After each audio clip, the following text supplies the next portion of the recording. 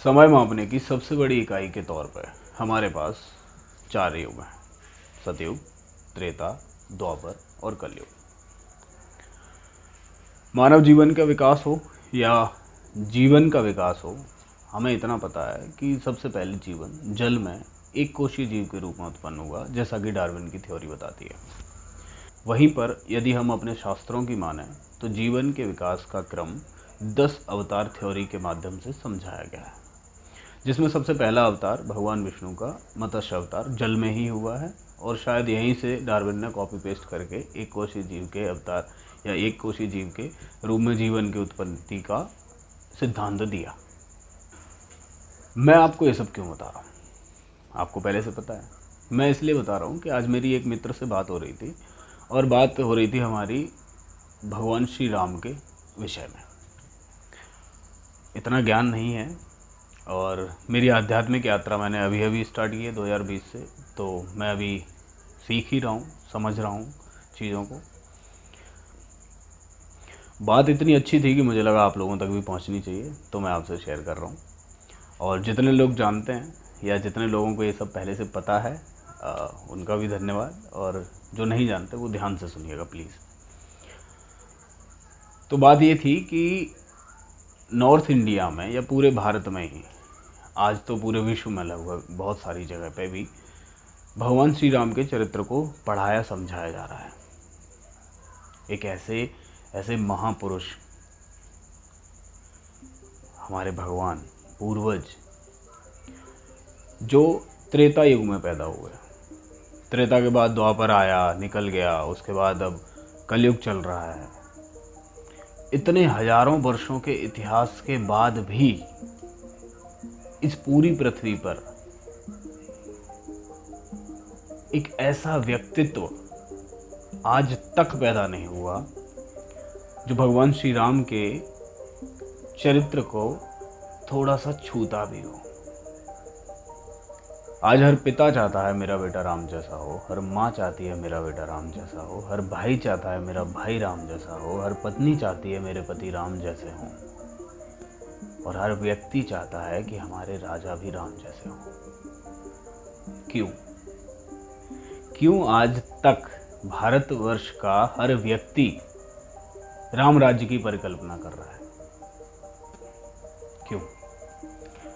क्यों राम जैसा राजा आज तक नहीं हुआ? और ये सब उसके बावजूद जब हम घर घर में रामचरितमानस या रामायण रखे हुए हैं, पढ़ रहे हैं, लोग उस पर वाद विवाद भी कर रहे हैं, बातें कर रहे हैं, उसके बाद भी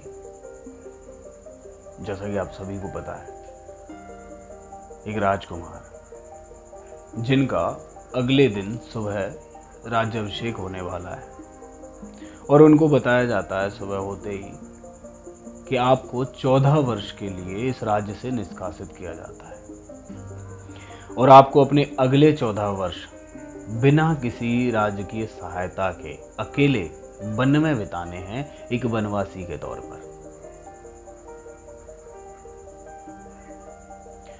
और वो पुत्र सहर्ष खुशी खुशी उसको अपनाता है। हर पिता चाहते हैं कि मेरा बेटा राम जैसा आज्ञाकारी हो। एक माँ जिन्होंने उनका वनवास मांगा, जब अपनी माताओं से मिलते हैं तो सर्वप्रथम वो अपनी उन माँ के पैर छूते हैं, कैकेयी माँ के, कि जिन्होंने उनका वनवास मांगा हो, क्योंकि जिससे लोगों को ये न लगे कि ये माँ बुरी है। जो लोग मुझे प्रेम करते हैं वो कहीं इनको बुरी दृष्टि से न देखने लगे।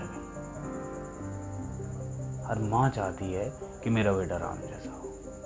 जब वन में पहुंचते हैं तो वन देवी उनके पास आती हैं और उनसे पूछती हैं कि मैं आपकी सेवा में क्या प्रस्तुत करूं। तो भगवान श्री राम कहते हैं कि मुझे तुमसे कुछ नहीं चाहिए, बस इतना कर देना कि जिस रास्ते से चलते हुए मैं यहाँ तक पहुँचा हूँ उस रास्ते के सभी कांटे साफ कर देना, क्योंकि पीछे से मेरा भाई भरत बेसुध होकर दौड़ता हुआ आएगा और उसके पैर में लगा हर एक कांटा मेरे हृदय को छलनी कर रहा होगा। इसलिए मैं चाहता हूँ कि उस मार्ग के सभी कांटे साफ कर दिए जाए। हर भाई चाहता है कि मेरा भाई राम जैसा हो। उस समय के सबसे बड़े राज्य, पराक्रमी राजा, जिसका पूरा राजमहल सोने का, उसकी बहन आकर विवाह का प्रस्ताव देती है और वो अपनी पत्नी के लिए निष्ठावान होकर उसे ठुकरा देते हैं। उसी पत्नी को जब चोरी से वो एक राजा ले जाता है तो समुद्र पर ब्रिज बनाकर उसे वापस लेने जाते हैं, लड़के लेके आते हैं। पत्नी चाहती है कि मेरा पति राम जैसा हो, और जब बात प्रजा की आती है तो उसी हृदय के भाग अपनी पत्नी को अपनी प्रजा के लिए त्याग देने वाला राजा आज भी हर व्यक्ति चाहता है। धर्म के 4 स्तंभ होते हैं। सतयुग में 4 थे, एक गिरा। त्रेता युग में 3 स्तंभ थे। नैतिकता अपने 3 पैरों पर खड़ी थी। उस समय जन्म हुआ प्रभु श्री राम का। उसके बाद द्वापर आया, धर्म के 2 स्तंभ थे, एक और गिर गया। मतलब अधर्म और ज़्यादा बढ़ गया। मतलब उस समय पर जब अधर्म बहुत कम था, उस समय पे जन्म हुआ प्रभु श्री राम का। उसके बाद तो बुराइयां बढ़ती चली गई, तो संभव ही नहीं है राम जैसा कोई और जन्म ले सके। जब भगवान सुग्रीव से मिलने पहुंचते हैं तो वहाँ पर रास्ते में उनसे मिलने हनुमान जी आते हैं उन्हें लेने के लिए, और हनुमान जी उनसे बात करते हैं तो उनके विचारों से बड़े प्रभावित होते हैं। हनुमान जी देखते हैं कि एक राक्षस वहाँ पर कैद है और वो उसको मारने का प्रयास करते हैं, तो राम उन्हें रोकते हैं। लक्ष्मण जी उस पर बाण चला देते हैं, तो भगवान उस बाण को भी पकड़ लेते हैं और उस राक्षस से कहते हैं कि तुम सुरक्षित हो और तुम्हारा पुत्र भी, और उसे जाने देते हैं। तो हनुमान जी पूछते हैं कि खैर ठीक है, फिर भी ये था तो राक्षस ही ना, करेगा तो कुछ बुरा ही ना, इसको मार भी दिया जाता तो क्या गलत था। और भगवान कहते हैं कि किसी की भी जान लेना अंतिम विकल्प होना चाहिए, उससे पहले हर संभव प्रयास किया जाना चाहिए। हनुमान जी बड़े प्रभावित होते हैं, और उनकी भक्ति प्रभु श्री राम के प्रति आप सभी को पता ही है। तो हर सेवक चाहता है कि मेरा स्वामी भी राम जैसा हो। प्रभु श्री राम की महिमा बहुत बड़ी और बहुत गहरी है।